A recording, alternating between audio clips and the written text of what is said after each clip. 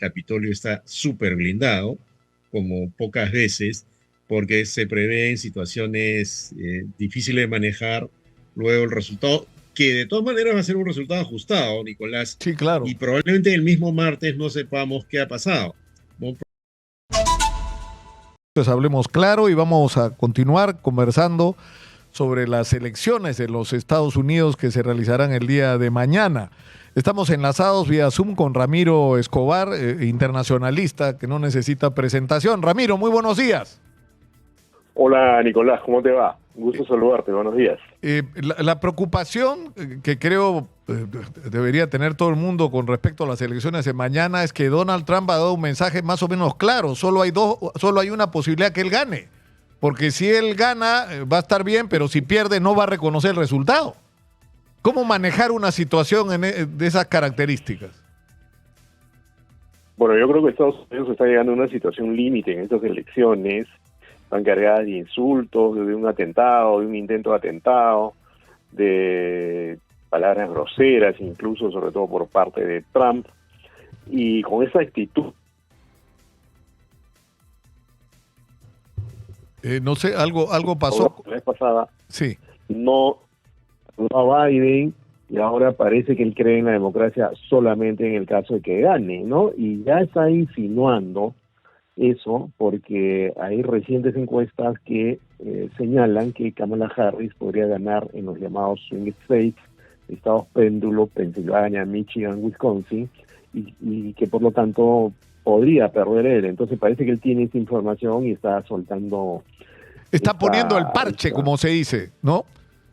Sí, claro, y eso es peligroso porque podría configurar una situación de violencia incluso, ¿no? Claro, pero esa es la interrogante, Ramiro. Es decir, si tú proyectas esta confrontación, que además ya viene hace rato, yo comentaba hace unos minutos con Jorge Valdés, que está participando como observador en las elecciones, que en Estados Unidos hay gente republicana que está convencida de que a Trump le robaron la elección.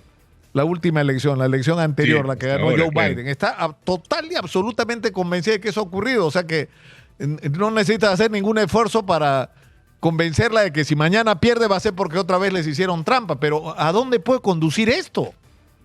¿A Bueno, no violencia? solo convencida de que Trump perdió la elección, sino que hay gente convencida de lo que dijo Trump en una declaración, en el debate que tuvo con Kamala Harris, el único debate que hubo, que dijo que los demócratas están de acuerdo con el aborto a los 9 meses, prácticamente como ejecutar niños, ¿no? Eso ya es delirante, pues es orate, ¿no? Pero, ojo, Trump descifra, interpreta a un tipo norteamericano, sobre todo de la llamada América Profunda, ¿no? Deep America, de los estados del lejano oeste, pero también de otras ciudades del sector rural blanco especialmente, ¿no? Que puede pensar así y que no le entran balas, y ese tipo de votante fanático a los cuales se ha sumado ahora algunos latinos que por motivos religiosos, por ejemplo, apoyarían a Trump, latinos ultraconservadores o venezolanos o cubanos que desde siempre han sido más pro-republicanos y ahora están como activados porque piensan que el país se le da las manos porque supuestamente Kamala Harris es una socialista, casi una comunista, una cosa delirante, pues no tiene nada de eso Kamala Harris, pero es lo que está vendiendo Donald Trump, ¿no? Claro. Ahora, yo te preguntaba qué va a pasar, la gran interrogante es qué va a pasar después de las elecciones, sobre todo en el caso si la proyección, aunque es muy ajustada de las encuestas, ocurre y gana Kamala Harris. No va a reconocer el resultado y va a abrir un espacio donde la confrontación ya no se va a resolver en términos electorales. ¿Qué va a pasar? ¿Va a salir la gente a la calle? ¿Van a asaltar el Capitolio otra vez? Es decir... Bueno, esa es una posibilidad, ya ha ocurrido una vez y por el ánimo que hay ahorita tan caldeado en estas elecciones y por el verbo de Trump, eh, ese verbo que podríamos llamar trumposo, ¿no? O tramposo, no sé, podría alentar movimientos en la calle que podrían tener consecuencias impredecibles. Una amiga que se encuentra en Washington me cuenta que el Capitolio está súper blindado, como pocas veces, porque se prevén situaciones difíciles de manejar luego el resultado, que de todas maneras va a ser un resultado ajustado, Nicolás, Sí, claro. y probablemente el mismo martes no sepamos qué ha pasado, ¿no? Probablemente tendremos que esperar 1 o 2 días, ¿no? En un estado de tensión hasta que esto se resuelva, pero en esos 2 días, si se perfila el triunfo de Kamala Harris, es probable que Donald Trump movilice a sus seguidores, anuncie fraude o denuncie fraude y se produzcan situaciones que lamentar. Espero que no ocurran, pero el ánimo está, la atmósfera está súper tensa en Estados Unidos, ¿no? Ahora, lo que llama la atención es cómo en vez de bajar el tono de barbaridades, incluso de mentiras que ha dicho, estas van en aumento y por la proyección que ha publicado, que publica en realidad todos los días el New York Times, tú vas viendo que la distancia se ha ido acortando. Es decir, la distancia entre Kamala Harris y Donald Trump es ahora un poco menos de 1%, pero era una distancia mayor y no ha bajado el tono. O sea, le ha pegado a los puertorriqueños. Elon Musk ha dicho barbaridades. Él mismo ha incluso dicho que había que reconocerle méritos a Hitler. Creo que dijo que quisiera tener generales como los de Hitler. Ha dicho cosas terribles, Sí, ¿no es cierto? sí. Que en otras circunstancias pues lo convertirían en un apestado en términos electorales, ¿no? Y no ha pasado nada. Fíjate que si uno retrocede en el tiempo, por ejemplo, recordemos el enfrentamiento entre Barack Obama y John McCain, ¿no? Tú no veías esas cosas, ¿no? John McCain era un caballero, era el opositor de Obama, ¿no?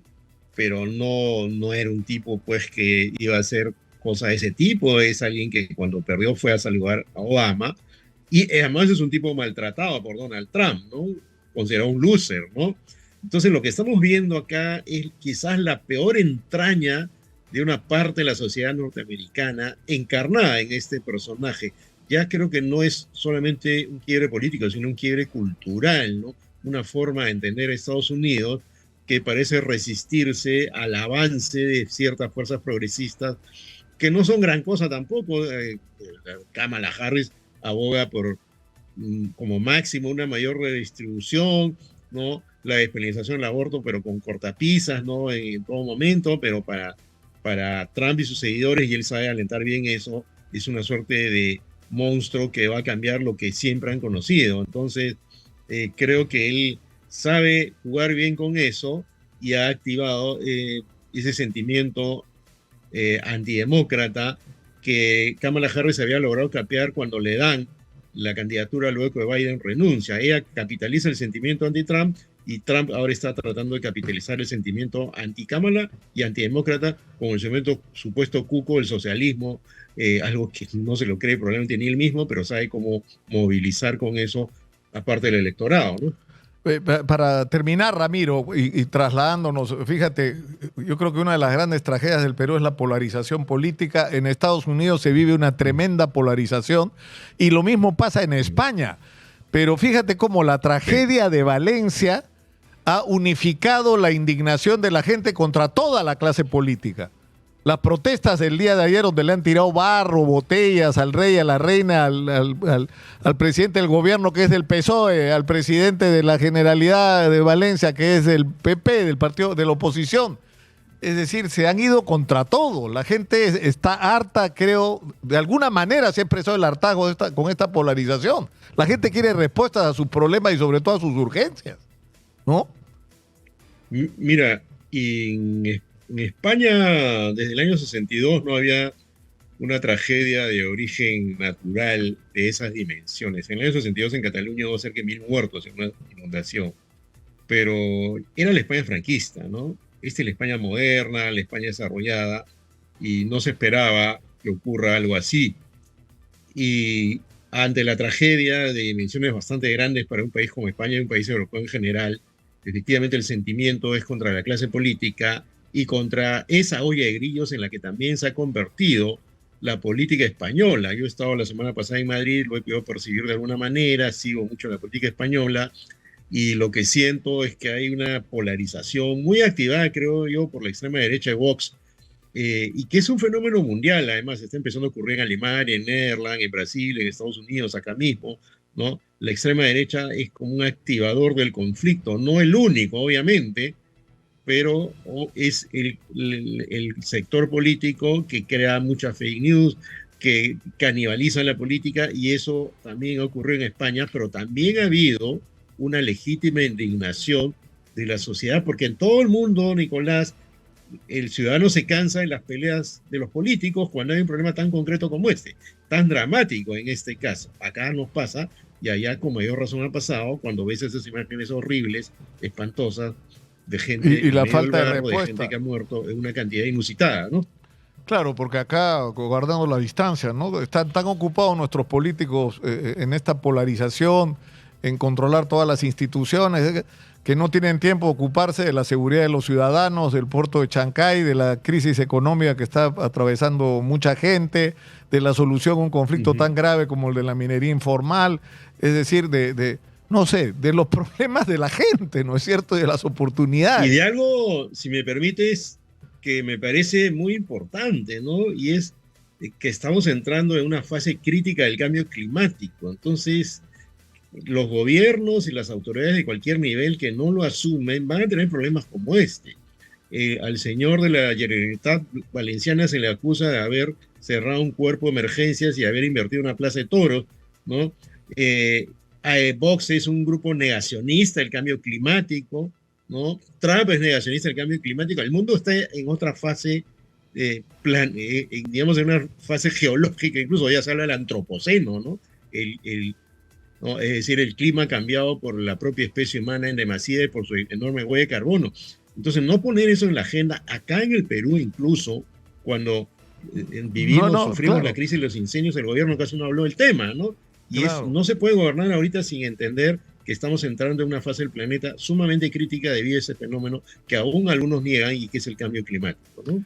Ramiro, muchas gracias por atendernos. Un abrazo, muy buenos días. Gracias a ti. Un saludo, hasta pronto.